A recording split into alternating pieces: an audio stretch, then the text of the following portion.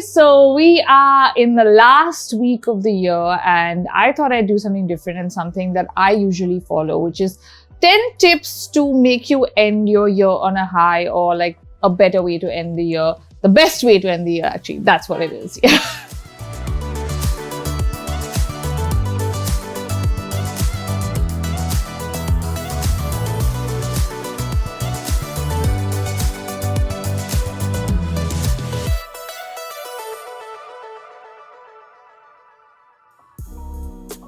Number one on my list is clean up and declutter. Okay, so this really, helps a lot. And as I'm saying this, I'm surrounded with clutter in this room. This is more like a reminder to myself. Let me show you guys actually what the room looks like right now. But yeah, I will get to this. That's why we're doing this video. This is the last week of the year. Cleaning and decluttering really helps you kind of cleanse your life, is what I feel. And yeah, it's all very Marie Kondo-ish and like, a clean house is the best house and all of that. But I do feel like over the last year or so, I have been able to let go of a lot of things, and I do declutter a lot. You guys have seen my whole declutter with Sherry series. I have more coming up there. I got to still finish this. And sometimes I feel like with this whole content creator lifestyle, it is kind of crazy because you do get a lot of stuff, and I try to give away as much as I can, but there's so much, right? So you end up having more clothes, more shoes, all of that.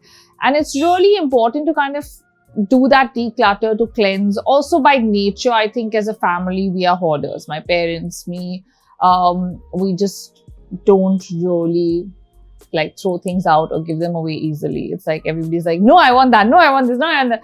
And over the years, I've obviously realized the importance of that. And I've realized when you go into the new year with a clean home, it feels amazing. Start working out at the end of this year. Okay. Also, firstly, I want to apologize for the traffic, guys. It's Christmas Eve today and it's crazy. So if you're hearing a lot of horns and a lot of traffic, sorry, can't do anything about it. People are all out party while I'm making this video. Okay, so workout this year. Okay, so I know a lot of people start their workout resolutions, including myself, and we're like, this year I'm going to be like this, I'm going to be like that. But what I find helpful is when you kind of already start that in the previous year. So I can give you my example. I am running the marathon in January, hopefully.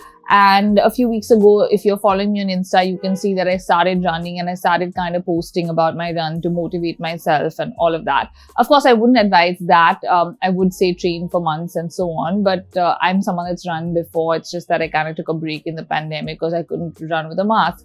But if you want to say like your resolution is to go to the gym every day, or it's to start working out or to do something new like a fitness thing, start it in this year, because then it's really easy to carry on in Jan. Because what happens on 1st of Jan is you're like, I'll go tomorrow, I'll go day after, I'll go next week, and then you don't end up going until December, like me. Number 3, clear out all your pending work projects and things that are just pending on your plate. The last week is kind of where everybody is taking time off, like professionally mostly, like everyone's on leave, right? So you have that time to center yourself and kind of think, okay, this is something I wanted to internally do for my company, for my business, for whatever professionally that you like to do and you haven't had the chance to do.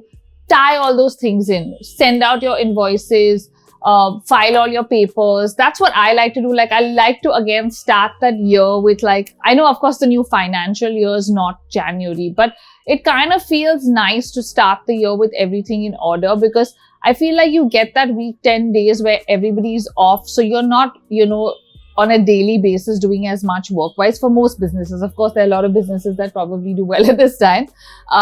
So for those people that this is like holiday mode for, take that time and tie up all the loose ends in your business or your professional life and like file your papers, pay out all your bills, all of that, close all those chapters so you can start afresh with the new year. Speaking of people being off, it is also the best time to do your emails, okay? Because everybody else is kind of off. Now, I have 4,000 pending emails and I have been terrible this year with my emails. And this is a week I will come down to 0 new emails. This is like, I'm saying this to you guys on camera, and it will be done. Why am I saying this right now? When you reply to 100 emails, you tend to get 100 replies instantly saying, you know, this, and then you just never end up going to the ones at the bottom. At this time, a lot of people are often not working. So when you reply, they're not going to reply. So you can clean your slate, you know, do all your unread emails, finish those chapters, and start afresh with like no like pending emails in like the next year. And it's like the best time to clean out your email or do like a, you know, that digital declutter that you're looking for, whether it's emails or, you know, all your files, folders, even on your laptop. I think it's the best time to do that whole digital declutter, like clean your laptop, clean your email, all of that. Spend it with the ones closest to you, friends, family. Taking this time to kind of, you know, end in the best possible way with the ones closest to you. I feel like often we get wrapped up in like Christmas and New Year and the parties and the going out and the whatever, and we kind of forget the ones that we really want to spend it with. So whether it's spending time with your kids, your parents, your partner, your pets, your friends, whoever you are the closest to and you really want to spend this time with, spend as much time as you can. Do fun things, whether it's sitting at home, you know, cooking together, baking cookies, or whether it's just watching a show together or decorating your tree if you haven't done that yet. All of those things, just do stuff together. It doesn't have to mean going to like the it Christmas party of the year or going somewhere, doing something, you know, all of that. It can just be being with the ones closest to you. I find when I do that, I really center myself and I'm in a really great mood. And no matter how crazy things are in life otherwise, or something is not working out, or, you know, I'm unhappy, I feel at the end of the day, like that is what like makes me the happiest. Give. This is the season for giving. If you can help people financially, that's great. If you can volunteer your time, that's great. Even if it's just within your own circle, in your own company, with your employees, or in your own house with someone that needs help, you know, do what you can to give people time, money, whatever you can. This is the best time to help people. And my dad always used to tell me this when we were younger, that, you know, there's always going to be someone that's worse off than you. So do what you can to help them. It's something that's really stuck with me over the years. And whether it means, you know, like helping an organization out or an individual out, or even just like decluttering to give away things, you know, what you're not using, someone else can use and be really happy with. So I feel like that for me is the best thing. Where you guys know I have a trickle down thing of where we give away a lot of like stuff, and then we also exchange with like within my friends and my nieces and all of that. I send them stuff, and it's just so nice to see other people happy and using things that you give them. Or so yeah, I really feel like this is the time to give your time, your stuff, your finances if you have that option. But really do what you can to help someone and make their day, because that in turn will also help you make your day, and you will feel amazing. It's the best feeling in the world, I think, to help someone and to see them flourish. And, you know, that joy is something else. Okay, next up, reflect on your year and think of what you would have done differently. Okay, so this is something I really do every year. I sit down, and of course sometimes you don't feel good about it initially, where you're like, oh my god, I you know, this went wrong, that went wrong, oh my god, I didn't do this, I didn't do that.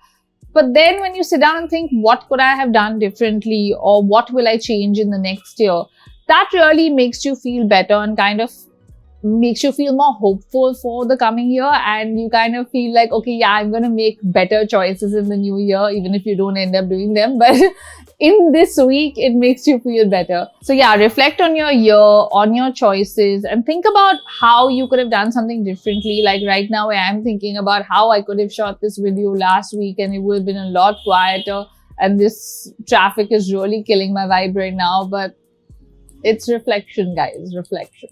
Reflect, think about how you could have done things differently, and move on. Okay, after reflection, we're going to talk about going through our goals and resolutions. So first, see what were your goals and resolutions for this year. see what you actually did and what you didn't end up doing at all, or you tried to do and failed at, and so on. And then set realistic goals for the next year. I am someone that has really become someone who sets a realistic goal angle now. Would you guys like to see my 23 for 2023? I've been doing this for quite a while. Actually, I did my 21 for 2021. I think I did 22. Yeah, should I do that video for you guys? I will try and do that if you're interested again. That's something I do. Like, I feel like it does sometimes make you feel like, oh, I failed if you don't do a lot of those things. But it also gives you that fuel to kind of be like, okay, next year, I'm not going to be unrealistic. I'm going to put down something that I can do and I will do it. Okay, this next one is quite like vague and vast, but you will get what I mean. Say no to FOMO, live within your means, and do what's best for you and your family. What am I saying? I mean, basically, this time of the year is really, really crazy for everybody, right? On social media, everywhere you're seeing people all dressed up, going out, going to restaurants, going to parties, giving these lavish gifts to each other, and so on. And sometimes you feel like we all get carried away and we get into that zone of, you know, like, I also want to do this, I also want to do that, I should also do this, or this one gave that to her boyfriend, I should also give something that big. It doesn't apply to you. You know, don't be affected by someone else's reality. That might not also be their reality. Firstly, social media, people show you what they want to show you, and we only show like the best parts, most of us. So don't get swayed by all that. You know, think about your life, think about what's best for you and your family, spend your money wisely. Don't have like FOMO or feel like peer pressure to do things that your peers are doing. And yeah, just think about yourself and your family and do what's best for you, and do what you guys like and what you enjoy. It doesn't matter how much it costs. It doesn't matter where you are. It just matters that you're happy. Last but not the least, we have plan for Jan. What do I mean by plan for Jan? I mean, plan, you know, I know obviously you're going to set your goals and all of that, but plan for January in particular, because I feel like what happens with January is we start the year on a high on the first, and everyone's like, yeah, I want to do this, I want to do that, I want to achieve this. Then we kind of go from here to here really quickly, where we kind of stop because everyone's coming out of holiday mode and they're like, हाँ कल करेंगे, परसों करेंगे, हाँ हो जाएगा, हाँ अभी तो पूरा साल बाकी है. You know, that's the kind of conversation.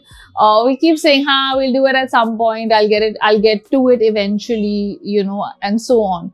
Professionally, personally, plan your month out and, you know, get cracking with what you want to achieve in that month. Because that will get you going like from day one, and you have this whole motivation to keep pushing yourself through that month. And once you get started on that high, you want to keep that going through the year, and that really helps me at least. I usually like to plan out like the first few weeks of January to kind of keep myself going and motivated and be like, you got this, Sherry. So guys, those were my 10 tips to end your year on a high and end it in the best possible way. Merry Christmas, Happy New Year. I hope that you achieve everything that you want to achieve in this week and in the next year. See you guys. Bye.